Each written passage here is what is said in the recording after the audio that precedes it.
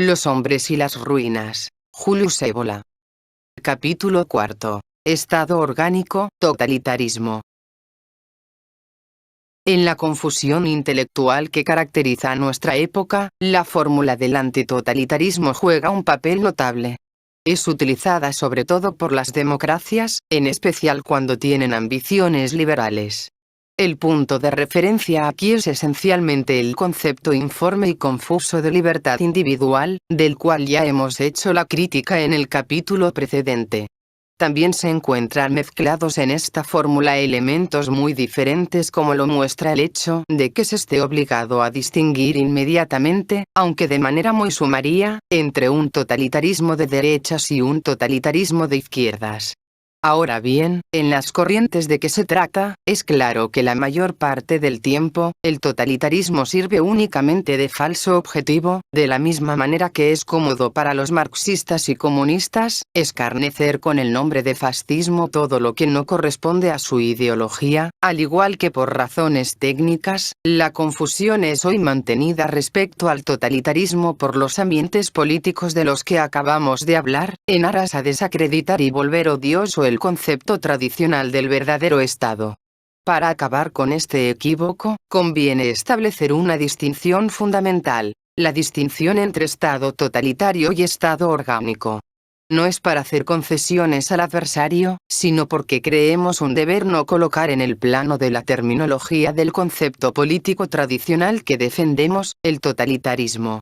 La palabra totalitarismo es, en efecto, de origen reciente y, como tal, está inseparablemente ligada a las situaciones de un mundo que no puede y no debe de ninguna manera servirnos de referencia. Más vale admitir que el sentido de esta palabra es exactamente aquel que le prestan los representantes de la democracia, y unir a la noción del Estado orgánico lo que, en el totalitarismo genéricamente comprendido, puede tener pese a todo, un significado positivo. Así, los dos conceptos podrán ser definidos y opuestos con toda la claridad necesaria. La idea de Estado orgánico no ha nacido ayer. Es preciso no olvidar esto, tanto frente a aquellos que lo han hecho, como frente a quienes sus horizontes se limitan a la polémica entre fascismo y antifascismo, como si nada hubiera existido antes en el mundo. La idea del Estado orgánico es una idea tradicional, de tal manera que puede decirse que en todo verdadero Estado ha existido siempre un carácter de organicidad. Un Estado es orgánico cuando tiene un centro, y ese centro es una idea que modela eficazmente, por su propia virtud, sus diversas partes. Cuando ignora la escisión y la autonomización en lo particular y, cuando en un sistema de participaciones jerárquicas, cede una de sus partes dotadas de una relativa autonomía, cumple una función y se encuentra íntimamente ligada al todo. Y es precisamente de esto de lo que se trata en el sistema en cuestión. De una totalidad espiritualmente unitaria que se articula y se despliega, no de una suma de elementos, de un agregado en el que intereses particulares se entrecruzan de una forma desordenada. Los estados que tomaron forma en el espacio de las grandes civilizaciones tradicionales, tuvieran el carácter de imperios, de monarquías, de repúblicas aristocráticas o de ciudad-estado, pertenecieron todos, más o menos, en su mejor período, a este tipo. La unidad central y un símbolo de soberanía a los cuales correspondía un principio de autoridad positivo, constituían la base y la fuerza animadora. Por una especie de gravitación espontánea, los hombres y los cuerpos sociales vivían en sinergia, conservando su autonomía, desplegaban actividades convergentes en una única dirección fundamental. Incluso los contrastes y las antítesis se integraban en la economía del conjunto porque no presentaban el carácter de afecciones desorganizadoras y, lejos de cuestionar la unidad supraordenada del organismo en tanto que tal, actuaban, antes bien, como un factor dinámico y vivificante.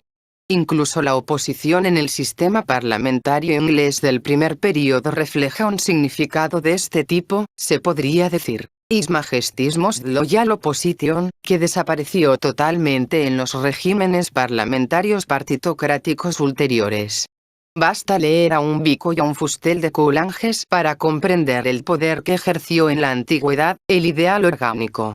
Es precisamente en las formas antiguas donde aparece con evidencia el punto fundamental. La unidad no tenía un carácter simplemente político, sino espiritual, a menudo directamente religioso. La esfera política en el sentido estricto, aparecía formada y llevada por una idea, por una concepción general que se expresaba, también, en el pensamiento, el derecho, el arte, las costumbres, el culto, la forma de la economía. Un espíritu único se manifestaba en una variedad orquestal de formas, correspondiendo cada una de ellas a las diversas potencialidades de la existencia humana y, en este marco orgánico y tradicional, en el sentido amplio del término, son más o menos sinónimos. La espiritualidad de la unidad era aquello por lo cual el resultado podía ser la integración de lo particular, no su compresión y su apremio o violencia. Un pluralismo relativo es elemento esencial en todo sistema orgánico, de la misma manera que una relativa descentralización, que pueda ser tanto más impulsada en cuanto el centro unificador disponga de un carácter más espiritual y en cierta forma trascendente, una soberana potencia equilibradora y un prestigio natural. El hecho de que se haya olvidado hace poco tiempo, antes del nacimiento del liberalismo y del individualismo, que subsistían sistemas políticos en los que se reflejaba con bastante claridad ciertos aspectos de la idea orgánica, sistemas que la mayor parte de la gente consideraba como perfectamente normales y legítimos, no puede dejar de aparecer como singular a los ojos de cualquier observador objetivo. Así se explica, por otra parte, la confusión ya señalada relativa al totalitarismo y a la estupidez bobina de la que se hace gala cuando, haciendo el juego a los comunistas, no se sabe sino ver y denunciar un fascismo en todos los sistemas diferentes de aquel que glorifican los apóstoles de la democracia y de los inmortales principios. Ahora bien, el totalitarismo no ofrece sino una imagen contrahecha del ideal orgánico. Es un sistema en el que la unidad viene impuesta desde el exterior. No procede de la fuerza intrínseca de una idea común y de una autoridad naturalmente reconocida, sino de fuerzas directas de intervención y control ejercidas por un poder puramente político en el sentido material, afirmándose como última razón del sistema.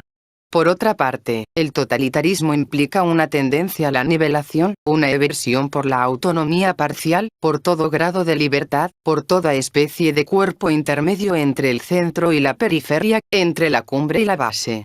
De ahí, en particular, que la esclerosis y la hipertrofia de las estructuras burocrático-administrativas lo invadan todo, suplanten o compriman toda actividad particular, favoreciendo la intrusión insolente y sin límites de lo público en lo privado, tendiendo a encerrarlo todo en esquemas desprovistos de flexibilidad, de elasticidad y, finalmente, de sentido, porque su desarrollo a partir de un centro de potencia informe es algo así como un sombrío placer por esta obra de nivelación a cualquier precio. Sobre el plano más material, es decir, el económico, predominante en nuestra época, degenerada, hasta el punto de que se ha podido bautizar justamente como era económica, en él se ve la supraorganización, la centralización y la racionalización a ultranza como juegan un papel esencial en este tipo rígido y mecanicista de unidad. Este fenómeno que se ha manifestado en toda su amplitud en la época contemporánea, tiene precedentes. Se ha podido observar aquí y allí, en el pasado, pero siempre durante las fases terminales, crepusculares de un ciclo de civilización. Citemos, entre otros ejemplos, la centralización burocrático-estatal contemporánea declive del Imperio Romano, al Imperio Bizantino y al Persa en la vigilia del hundimiento definitivo de cada uno. De hecho, tales ejemplos indican la situación histórica y el sentido de las centralizaciones totalitarias. Suceden a la crisis y a la disolución de unidades anteriores de tipo orgánico, a la desintegración y a la liberación de fuerzas antaño ligadas por una idea en una civilización particular y en una tradición viva, y que se intenta dominar y encerrar violentamente, desde el exterior, en un orden en donde ya nadie lleve el sello de una autoridad auténtica, reconocida, donde ya nadie puede unir verdaderamente desde el interior a los individuos. Tal como hemos dicho precedentemente, las formas totalitarias y semitotalitarias corresponden a menudo a una inevitable reacción consecutiva a la desintegración liberal e individualista en otras épocas. Todo esto se referirá, pues, a los últimos y breves sobresaltos de un organismo político ya senil y condenado. En el mundo moderno, el predominio de los factores materiales, económicos y técnicos puede dar al fenómeno cierta estabilidad. El comunismo soviético es el ejemplo más sorprendente, sin por ello cambiar su significado. La mejor imagen para describir ese proceso nos la ofrece la naturaleza. Después de haber estado vivos y móviles, los organismos son ganados luego por la rigidez que transforma el cuerpo en cadáver. Después viene la fase terminal de descomposición. Notemos, sin embargo, en las formas en cuestión, dos procesos que parecen desarrollarse en sentido contrario, compensándose recíprocamente en el interior de ciertos límites y que, sin embargo, convergen en último análisis, en un único efecto. El totalitarismo, al mismo tiempo que reacciona contra el individualismo y el atomismo social, remata fatalmente la destrucción de lo que puede aún subsistir en una sociedad, de su fase orgánica. Cualidad, formas articuladas, castas y clases, valores de la personalidad, libertad auténtica, iniciativa audaz y responsable, valores heroicos. Un organismo de tipo superior implica funciones múltiples y estas, sin perder su carácter específico y su relativa autonomía, se coordinan, se completan y convergen hacia una unidad superior que no cesa jamás de estar idealmente prevista. Un estado orgánico llama a la unidad tanto como a la multiplicidad. Lleva consigo un conjunto de grados, una jerarquía. No se encuentra ese binomio entre un centro y de una masa informe que define precisamente el totalitarismo, el cual, para afirmarse, nivela. Repitámoslo, es sobre el mundo inorgánico de la cantidad al que conduce la disgregación individualista, no sobre el de la cualidad y la personalidad donde se apoya y con el que cuenta el totalitarismo. En un sistema tal, el autoritarismo se reduce, por emplear la imagen de Toynbee, a ser sargento instructor o un pedagogo con el látigo en la mano. Una obediencia que no es al mismo tiempo, reconocimiento y adhesión, un conformismo, todo lo más, formas irracionales de agrupación, una capacidad de sacrificio, fanática, ciega y siniestra, y aquí lo que le basta. Todo esto presenta un carácter deshumanizado e impersonal porque falta una verdadera autoridad y de la misma manera también, en aquellos que obedecen, un compromiso auténtico, un sentido de las responsabilidades, una dignidad de seres libres, leales a esta autoridad y ordenados en una formación única y eficiente. He aquí por qué el totalitarismo es efectivamente una escuela de servilismo y en el fondo una extensión agravada del colectivismo. No se encuentra en él una influencia de lo alto y hacia lo alto que arrastre y unifique, sino un poder sin forma que está cristalizado en un centro, para absorber, plegar, mecanizar, controlar y uniformizar el resto. En estos términos, la antítesis de las dos perspectivas parece flagrante. Se debe considerar ante todo como concerniente al espíritu de ambos sistemas. Hace falta recordar, cuando se analizan estas situaciones especiales del carácter sobre todo económico, que imponen, como es el caso en la actualidad, una intervención coordinada y reguladora reforzada por los poderes centrales. Incluso en una coyuntura similar, donde la congestión de las fuerzas y la complejidad de factores difíciles de controlar de otra manera, obliga a dejar un cierto margen al dirigismo, es posible conservar, a título de principio guía, la idea orgánica, frente a cualquier forma de totalitarismo. Lo veremos, por ejemplo, cuando hablemos del corporativismo. Hagamos aún otra precisión de orden terminológico. Estatolatría y estatismo son dos expresiones que se utilizan a menudo con una intención polémica, aproximadamente igual a la palabra totalitarismo. Puede deducirse de las páginas precedentes lo que conviene pensar al respecto. La polémica cae en el vacío cuando intente contestar la preeminencia que pertenece legítimamente el principio político del Estado frente a la sociedad, al pueblo, o la comunidad nacional y, en general, a toda la parte física y económica de la organización humana. Hemos dicho que desconocer esta preeminencia equivale a negar la prioridad de este principio en su realidad y función propia, contrariamente a lo que aparece como una constante del pensamiento tradicional. No es pues en modo alguno necesario utilizar la palabra nueva de estatismo, que comporte siempre un cierto matiz negativo para expresar la preeminencia en cuestión. En lo que respecta a la estatolatría, conviene examinar a fondo la base efectiva de dos principios fundamentales, el imperium y la autoritas.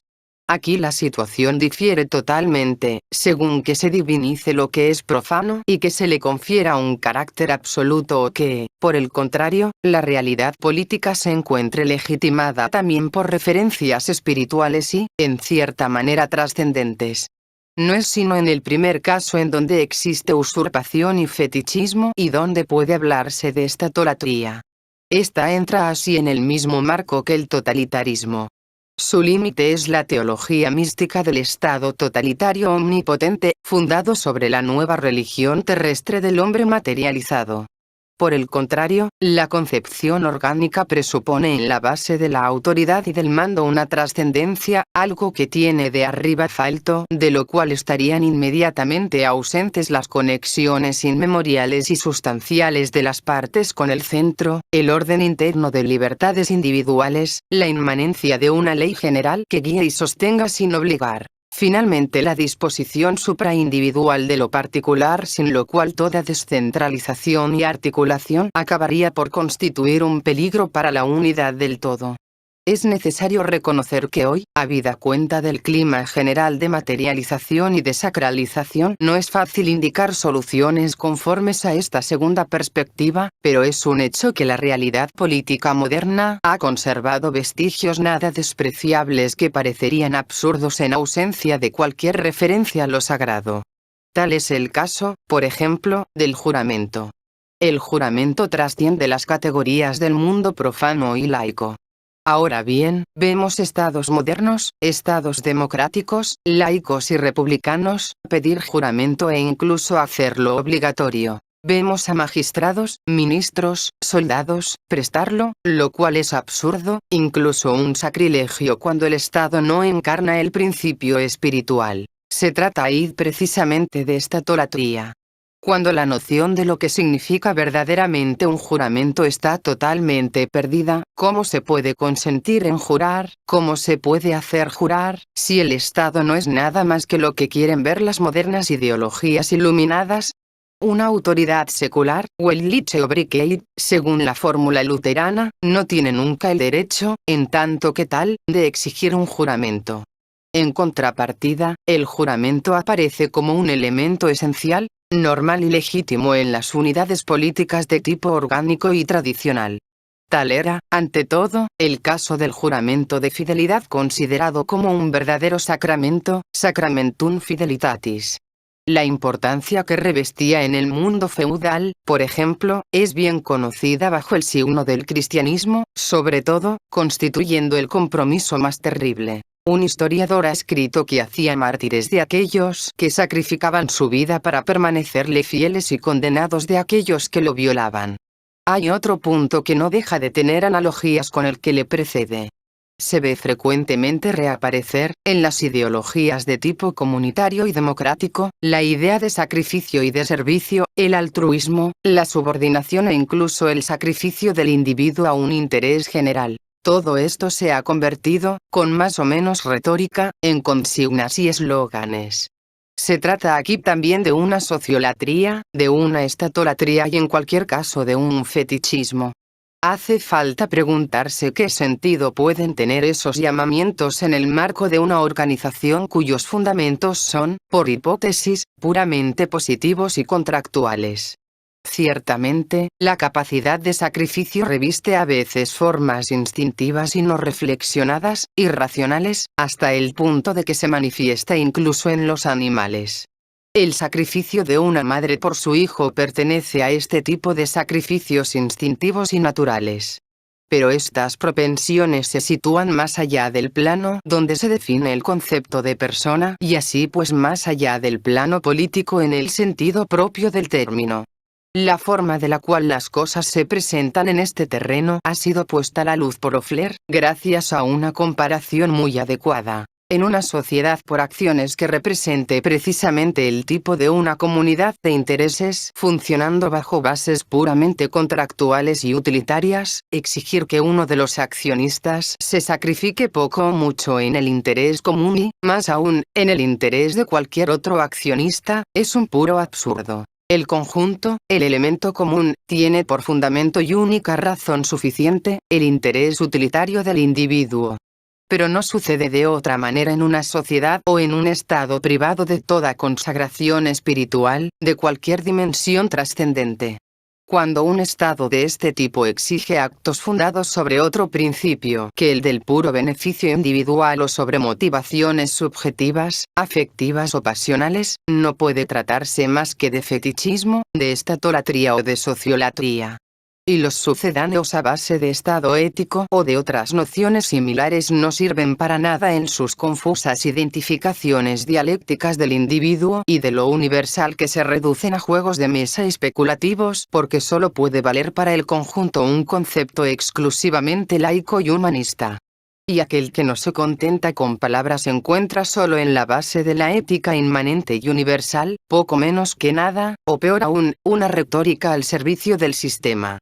Cuando este sistema se despliega en un totalitarismo coherente, sus sostenedores saben que una retórica o mística de este género no vale lo que un buen terror.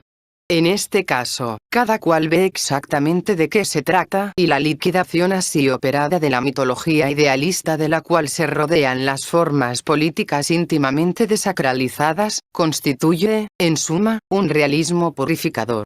Mencionemos, para terminar, una fórmula que se encuentra a menudo asociada en la polémica democrática, a la del totalitarismo: la fórmula del partido único. El fascismo italiano afirmó que el Estado es el partido único que gobierna totalitariamente a la nación. Ideas análogas han sido profesadas por otros movimientos tendentes a establecer un orden nuevo, pero esta fórmula no es nada afortunada. Diremos incluso que es híbrida, por el hecho de que vestigios del concepto democrático parlamentario se encuentran asociados a una exigencia de orden superior. Hablando rigurosamente, partido significa parte. La noción de partido único es entonces contradictoria o aberrante, en la medida en que la parte quiere ser el todo y dominar el todo. En la práctica la noción de partido pertenece a la democracia parlamentaria, y sirve para designar a una organización que defiende una cierta ideología contra otras ideologías sostenidas por otros grupos, a los cuales el sistema reconoce el mismo derecho y la misma legitimidad. En estas condiciones, el partido único es aquel que, de una manera u otra, democráticamente o por la violencia, logra apoderarse del Estado y luego no tolera a otros partidos, utilizando al Estado como su instrumento, impone en tanto que fracción, su ideología particular a la nación. Así definida, la idea de partido único es indudablemente problemática, pero también ahí los adversarios hacen leña de cualquier árbol. Olvidan la eventualidad de ciertos desarrollos gracias a los cuales esos aspectos negativos y contradictorios pueden ser rectificados y gracias a los cuales es posible pasar de un sistema a otro. Su crítica pierde todo alcance, cuando, en lugar de partido, se habla únicamente de minoría. Porque la idea de que no es tanto el partido, sino la minoría o élite política quien controla el Estado corresponde a algo perfectamente legítimo e incluso es una necesidad para todo régimen político. Hace falta, pues, decir que un partido que se convierte en partido único debería cesar, por lo mismo, de ser un partido. Sus miembros o al menos los más cualificados de entre ellos, deberían presentarse y gobernar bajo la especie de un tipo de orden, de casta específicamente política que no constituiría un Estado dentro del Estado, sino que ocuparía y reforzaría las posiciones claves del Estado, que no defendería una ideología particular, sino que encarnaría impersonalmente la pura idea del Estado. El carácter específico de una revolución, no se expresaría por la fórmula del partido único, sino por aquella del Estado orgánico y antipartido. No se trata pues aquí más que del retorno a un estado de tipo tradicional tras un período de interregno y de fórmulas políticas especiales de transición.